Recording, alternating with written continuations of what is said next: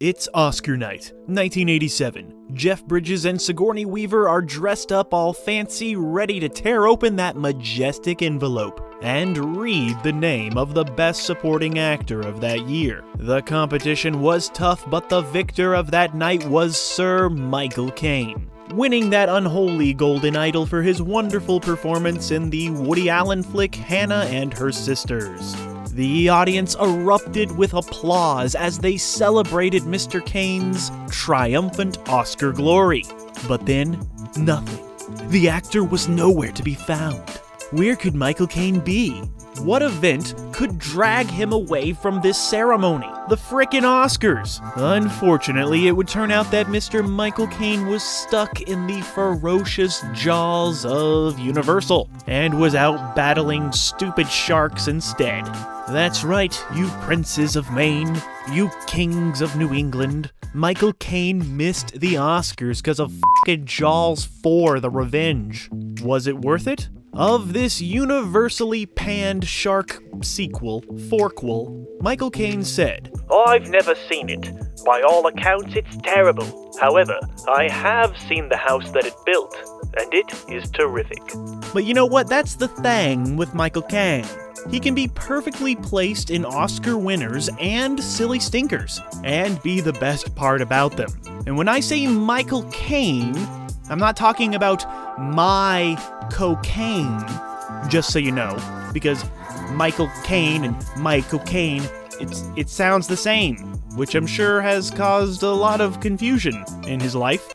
And she said, "Are you a drug dealer?"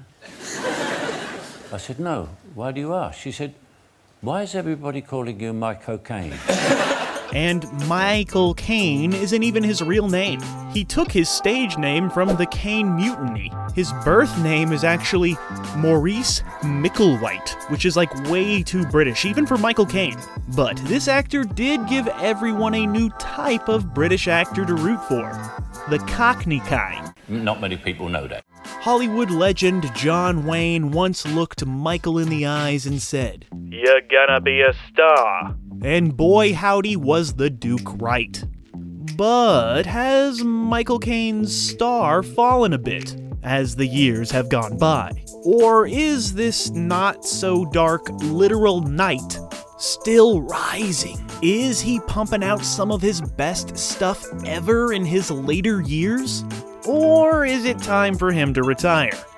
In 1987, Sir Michael Caine told a captivated crowd of accomplished actors on the BBC program Acting. "The greatest piece of advice I can give to someone who wants to act in movies is to listen and react." So yeah, listen and react to this video essay as we explore what the f*** happened to Michael Caine. But to truly understand what the f*** happened to Michael Caine, we must begin at the beginning, and the beginning began when he was born on his birthday, 1933, London. And as a little bitty boy, his family was relocated twice due to German attacks during World War II. In his early years, Michael Caine would struggle personally and financially, and would later say he owes his survival at this time to the generosity of his friends. This gratitude and humility would carry forward, even as Mr. Michael would go on to appear in movies that grossed over $8 billion worldwide at the box office. Michael Caine's first credited movie appearance was in the 1956 war drama, A Hill in Korea, a role that he was well suited to play as Michael served in the British Army and actually faced death in the Korean War, like in real life. This was an experience that would shape him for the rest of his real life. And here's a fun fact, Christopher Nolan would go on to use the same soundstage used for A Hill in Korea for Batman Begins. Michael Caine's early years as an actor in the 1960s are among his most compelling, like with Michael Caine's breakout role in the epic war flick, Zulu, in 1964. It would be a box office success and remain in television circulation for decades. The movie Zulu and Michael's performance as the redeemed lieutenant were well received, and it really was a big deal at the time for a Cockney actor to portray a posh officer. And you know what? That's what endeared Caine to the working class of Britain. With his pay for spending 3 months in the mountains of South Africa, he bought his daughter a horse and set up his mother in a new flat. Michael takes care of his people. And after finding out that he had a half-brother that his mother hid from the rest of the family for over 4 decades, Caine took care of his brother in his final years. One of Michael Caine's most iconic and enduring characters was born out of his appearance as spy Harry Palmer in 1965's The Ipcress File. Caine found comfort in the role. He said that it was more like the real me when compared to his character in Zulu. He would reprise this role as spy Harry Palmer in 1966's Funeral in Berlin and 1967's $1 Billion Brain. And this spy character, Harry Palmer, ran parallel to early Bond features, even overlapping some creative and crew. The character would come to be seen as the anti-Bond, more human, more relatable, more grounded. It's the first time I've ever had a Russian spy on room service. You know, like Michael Caine himself. Palmer is like if Bond needed glasses and concerned himself with paperwork and pay raises. The character would be revisited decades later with Michael Caine's portrayal in 1995's Bullet to Beijing and 1996's Midnight to St. Petersburg. But yeah, if Zulu was Michael Caine's big acting break, it was 1966's Alfie that was his breakthrough. Well, you all settled in? Right, we can begin. My name is... Alfie! Hey look, here's a Michael Caine quote. To be a movie star, you have to carry a movie. And to carry a movie where you play the title role is the supreme example. The third thing for a British actor is to do it in America. And the fourth is to get nominated for an award. That picture did all 4 things for me. In Alfie, Caine played Alfie, womanizing anti-hero, and he played it to frickin' perfection. And this performance legitimized him as a leading man. It's an interesting and important and engaging story that serves as a snapshot of romance in the 1960s and shows that sometimes people do get what they deserve. The Alfie role earned Michael Caine his first Academy Award nomination, and he would go on to be nominated for an Oscar for 5 consecutive decades, from the 1960s to the 2000s, which is quite the accomplishment. Only a few people have done it. But Michael Caine did it best. Mr. Michael stayed busy through the late 1960s. He was in quite a few interesting pictures. The standouts include the World War II film Battle of Britain, and the comic capers Gambit and The Italian Job, the original one, which was a super fun exploration of British culture in the 1960s, and features an awesome car chase. Caine's charisma jumps off the screen in this movie, and it's probably the coolest he's ever looked, if you care about cool things. Hang on a minute, lads. I've got a great idea. Then came those groovy, swingin' 1970s, which brought on some of Caine's best movies, like 1971's Get Carter, which decades later would get a Sylvester Stallone remake, which also featured Michael Caine, and there was 1972's Sleuth, which he's also featured in that movie's remake in 2007. And there was 1975's The Man Who Would Be King, where he starred alongside his friend Sean Connery. And their chemistry is wonderful. Michael Caine plays off of Connery perfectly. Despite the star power of the leads of this movie, you know, Palmer and Bond together on the screen, directed by John Huston, the film still didn't really do that well at the box office. But The Man Who Would Be King was well regarded by critics and is certainly appreciated in the years to follow.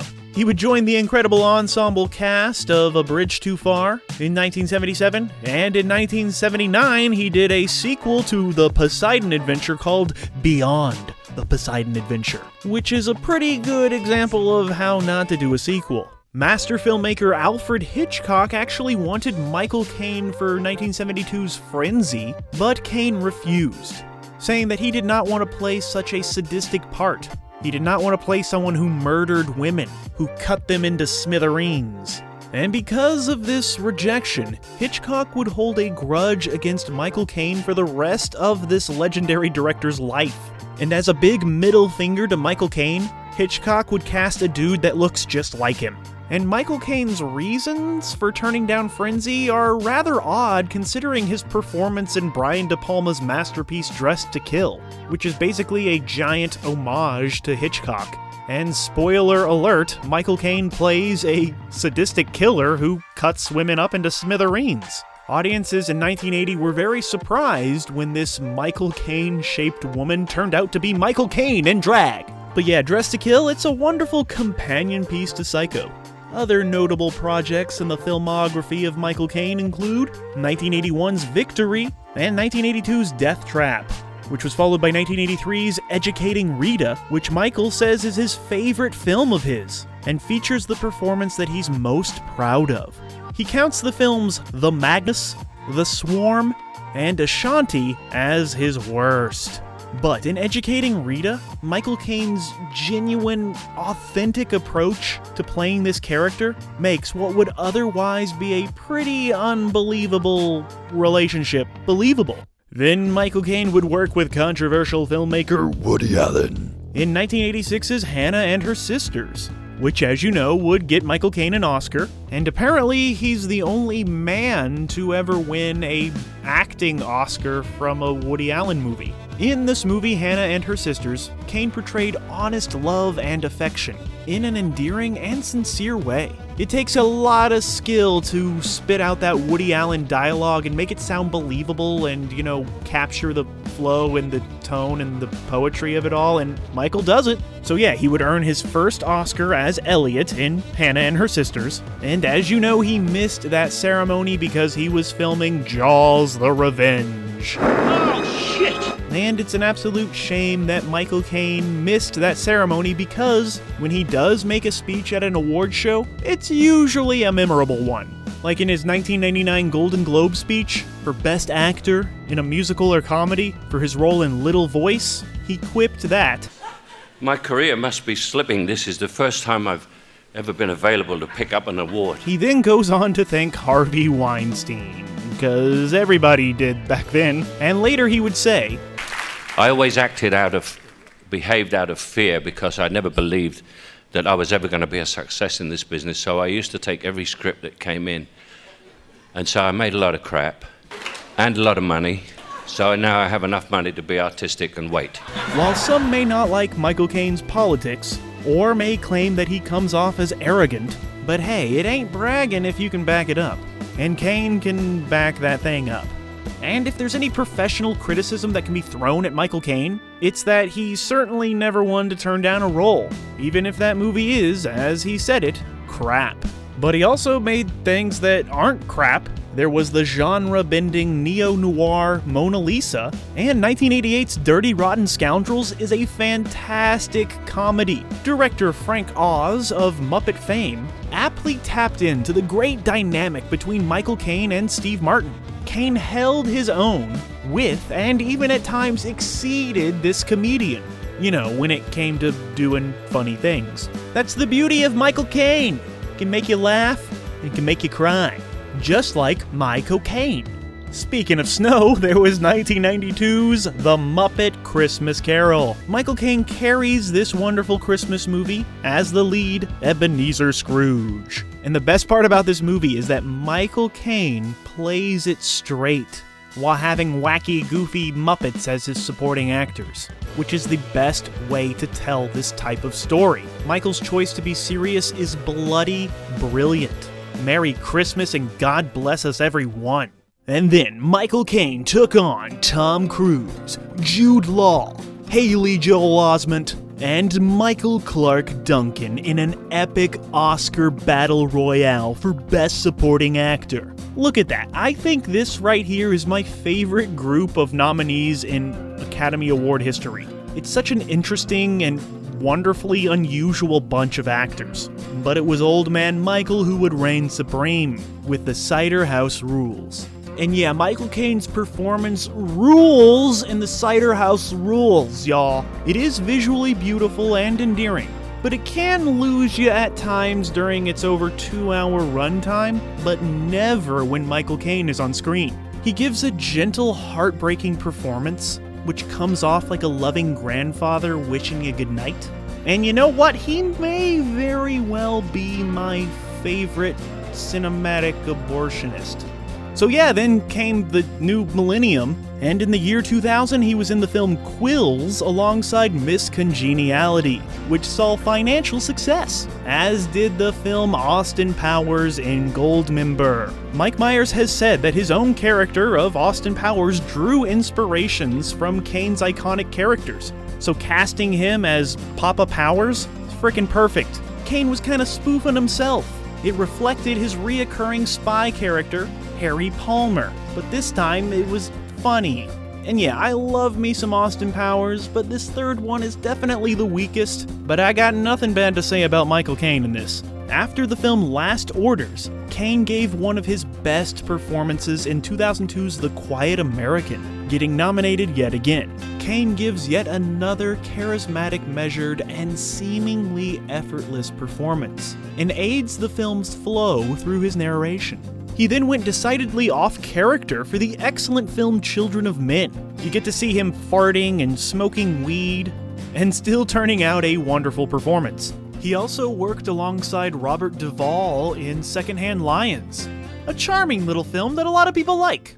Michael Caine would consider retirement in 2003, before leaning into his typecasting as a sage advisor for the Christopher Nolan films Batman Begins and The Prestige. Christopher Nolan, who would collaborate with Caine on an 18-year, 8-film streak, simply told Mr. Michael to read the bloody script when he was pitching Batman Begins to him. And Caine knew that at his age he was not going to be playing Batman, and was absolutely thrilled and surprised to find that the role of Alfred was actually a deep character with many layers, and important to the story. He wasn't just some butler bringing him some cold soup.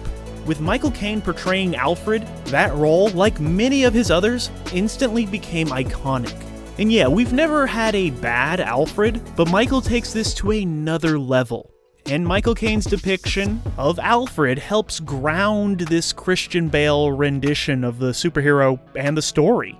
Perfect casting. Sir Caine would reprise the role of Batman's butler in 2008's The Dark Knight, the best of a fantastic 3-movie series. Alfred continued to represent the audience's perspective, helping ground the movie, making it feel, real, while also playing a father figure to Bruce. But Alfred is also more than that, truly something special. He creates and enables logistical aspects of Batman's plans, and offers insight when Batman can't see the bigger picture. Endure, Master Wayne. Take it. They'll hate you for it, but that's the point of Batman. He can be the outcast. He can make the choice that no one else can make. And Michael Caine absolutely was the right choice for Alfred, expressing love and loyalty through delivery in a way that few can. You actually believed that Michael Caine loved Christian Bale.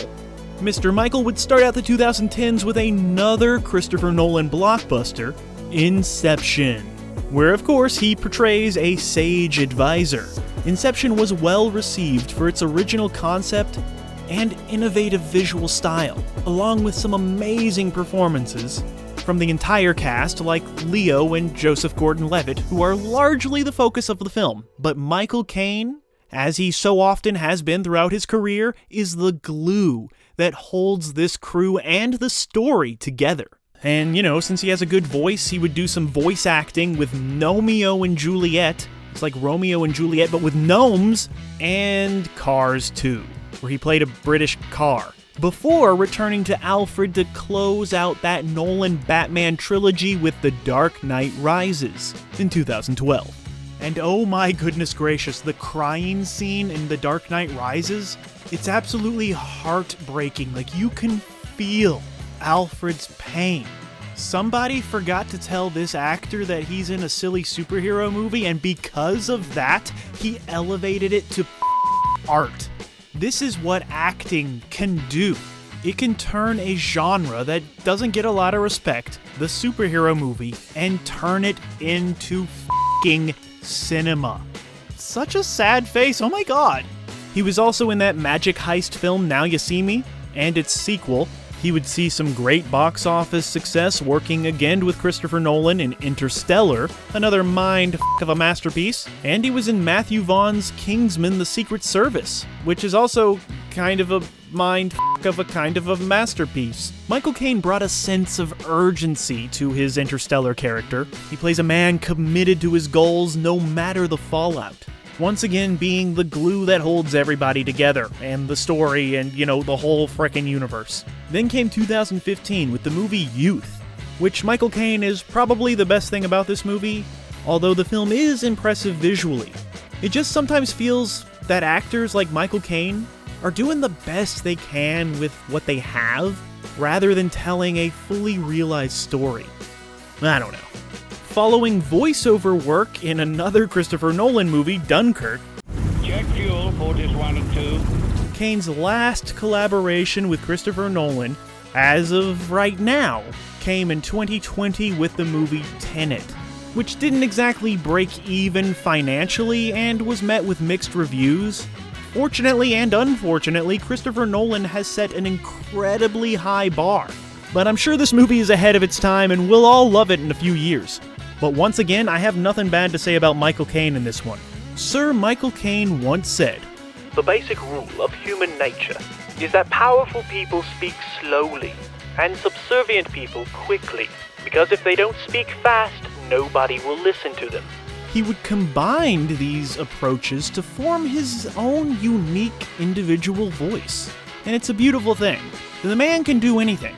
Michael Caine gets what he wants. Like this one time, he saw a beautiful woman in a coffee commercial, and he was like, wow, she's really beautiful, and tracked her down and married her, and now they're celebrating their 50th anniversary because true love.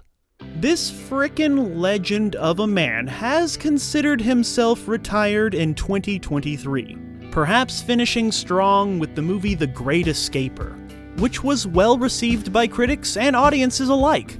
He has said that roles portraying 90-year-old supporting characters just don't really excite him anymore. He also said that, I retire all the time, and then a script arrives, and it tempts me out of retirement. So yeah, who knows, maybe there's a script out there that will get Caine crawling back on the screen. Maybe it will be a Christopher Nolan movie, maybe not. And Michael not being featured in Oppenheimer seems to have come down to a scheduling conflict. Otherwise, he would have been in it. I don't know who he would have played, but he could have played the frickin' explosion and it would have been wonderful. But who knows, maybe this time he really is serious about retirement. Who knows? But you know what, he really doesn't need to come back. The guy has left his mark. The guy has done his work and left us with plenty of masterpiece films to watch over and over and over again. Because sometimes you need to understand them, if it's a Christopher Nolan movie at least. Christopher Nolan kept casting Michael Caine in every movie he could because of his immense acting ability, but also for the example that Michael sets for other actors when it comes to preparation and professionalism. The dude is a frickin' pro. And whether we've seen the last Michael Caine film or not, he has left a powerful legacy in the world of television and film. And through his perseverance, through his early struggles, he has reminded us all. Why do we fall, sir? So that we can learn to pick ourselves up.